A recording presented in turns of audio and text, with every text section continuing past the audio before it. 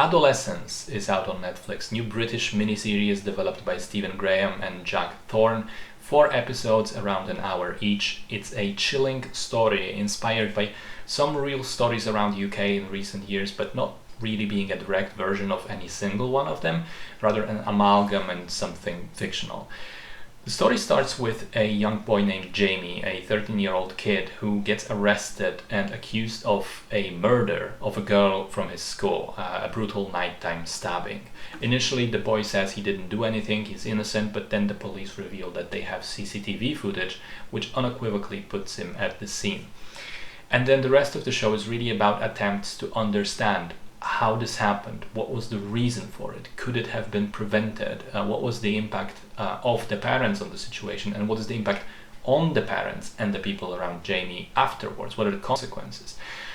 So it's incredibly chilling and terrifying and depressing, not in some supernatural sense, but by having you reflect on what modern social media can do to young people specifically, how not knowing what they do on the internet can lead to them interacting with the most vile content out there, and of course without proper guidance perhaps taking that as gospel.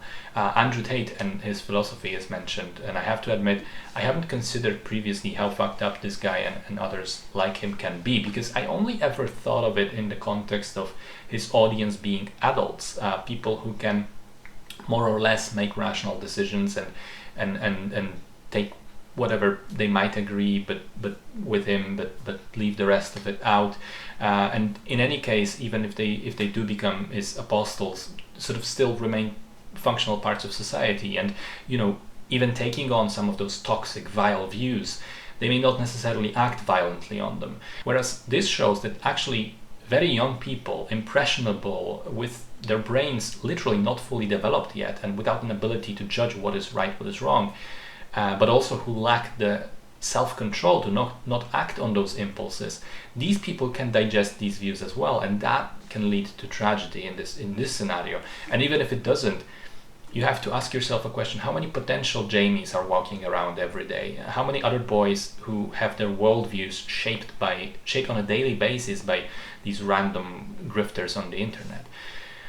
I also really liked how the family aspect is incorporated into the story, because you kind of suspect initially that maybe the parents had something to do with it, maybe the father is abusive or something, and I won't say what exactly happens, where the story goes with that, but episode 4 provides a lot of insight into that and also asks some very difficult questions.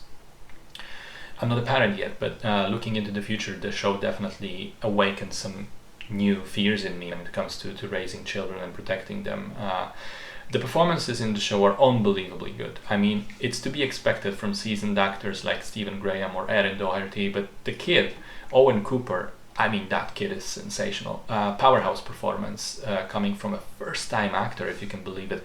I sense a bright future ahead for this lad, which of course is even more impressive when you consider that the show was shot, as I'm sure you've heard, as 4 one-shot episodes. There are no cuts in the show, no hidden edits. It's non-stop camera shooting the stuff for an hour straight, and as such the show must have required an insane amount of planning, coordination, preparation and rehearsals to get it right. The school episode is probably the most impressive, having a few hundred people in it, but even the smaller ones, like episode 3, which is almost entirely a conversation between 2 people, are very, very impactful and captivating as well. So it's not just an interesting and well-acted story, but on top of that, it is made in a way that sets it apart from other shows and makes it all the more memorable. Great cinematic achievement on a technical level, if you ask me.